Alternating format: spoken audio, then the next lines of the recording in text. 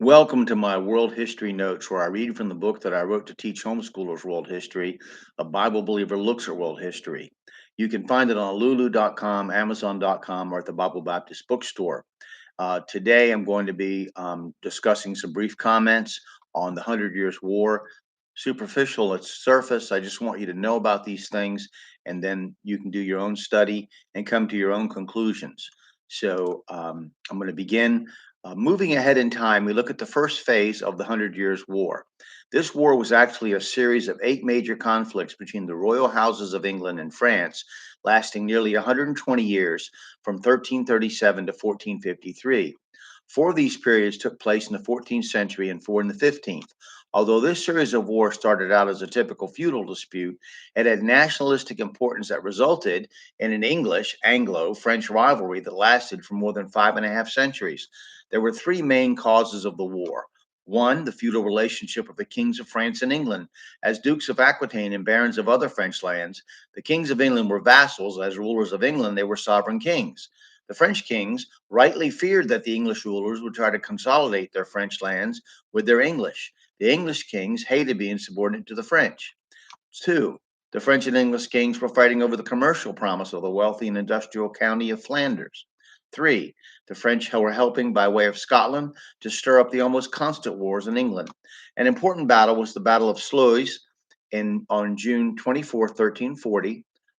Just a note, I will mispronounce names because I'm always used to seeing them in writing. When you look things up and study things in more detail, you can find the correct pronunciations if you're so inclined.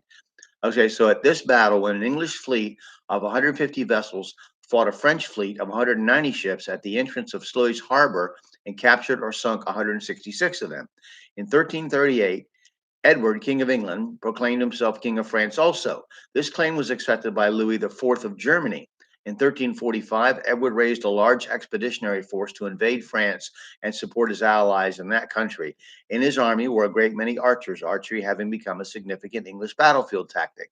The English longbow was famous for its power and accuracy. King John had long ago ordered the English to practice archery at least twice a week by law. During his campaign in France, he fought the French army, which vastly outnumbered him at the Battle of Crécy on August 26, 1346. And making use of the English longbow, his army slaughtered 1,542 French knights, including King John of Bohemia, between 10 and 20,000 soldiers and thousands of horses. The English lost about 200 dead and wounded. Only 2 English knights died. An interlude stopped the war for a time as the Black Death devastated both countries from 1347 to 1354, and a truce was called. But mankind isn't about to let a little thing like a plague killing millions of people to stop him from killing as many as he can, so the war resumed in 1355. This time, Edward's son, Edward the Black Prince, conducted a devastating raid into France with a relatively small force. A superior French force responded and the English retreated. Exhausted from retreating, the English chose to stand and fight at Poitiers on September 19, 1356. Once again, a hail of English arrows met the French knights. However, it is believed that the French knights had continued forward, they would have broken the English line. With arrows spent, the English and French engaged in a hand-to-hand combat. Finally, an English force attacked the rear of the French line. They began to flee. The French lost over 5,000 killed or taken prisoner, the English 1,000. The Black Prince died in 1376, and in 1396, the Peace of Paris was signed between Richard II of England and Charles VI. Excuse me. Later, in 1415, an English king named Henry V, Shakespeare play on that, invaded France. Great movie with Kenneth Branagh. Terrific about Shakespeare's play. It's an awesome movie. Very get you charged up. It's a great war movie basically for the Middle Ages. The most memorable battle there was the Battle of Agincourt, where on October 25th, 1415, 5,000 heavily armored French knights fell under the English bowmen on a muddy field, encumbered by their heavy plate armor. The English reported only 13 soldiers or men at arms and 100 footmen had been killed. In all of these wars, the French had been bested by the English. But in 1429, a 17-year-old peasant girl named Joan of Arc convinced the Dauphin, or prince, that she had a divinely inspired mission to drive the English out of France once and for all.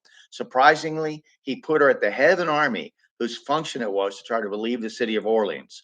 Even more surprisingly, she did it, ending the myth of English invincibility by winning many more battles.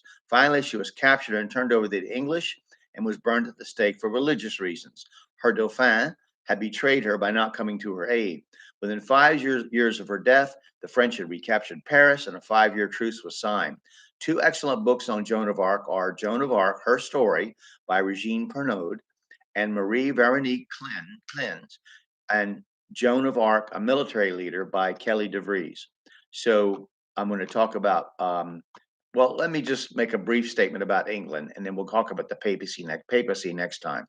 Back in England, after King John had been forced to sign the Magna Carta by his barons, a faction of English barons actually invited Louis, Dauphin of France, in 1215 to be King of England. John proved to be have more determination and skill than Robin Hood movies and books will grant him. He defeated an invasion by King Alexander of Scotland, and rallying the English people to his side, he cornered Louis and the barons who supported him in southeastern England, defeating them on land at Lincoln and on the sea at Sandwich. Henry III's reign saw the loss of a great much of the territory the English had in France, and a civil war ensued led by Simon de Montfort between 1263 and 1265. There was almost constant civil war of some type until the abdication of Richard II in 1399. So now keep in mind, Magna Carta, Crecy, Poitiers, Agincourt, William the Conqueror, Henry II, Eleanor of Aquitaine, and the Plantagenet dynasty. Next, we're going to discuss the papacy. So I look forward to talking to you. I hope you'll study world history and come to your own conclusions, especially if they disagree with mine. Thank you.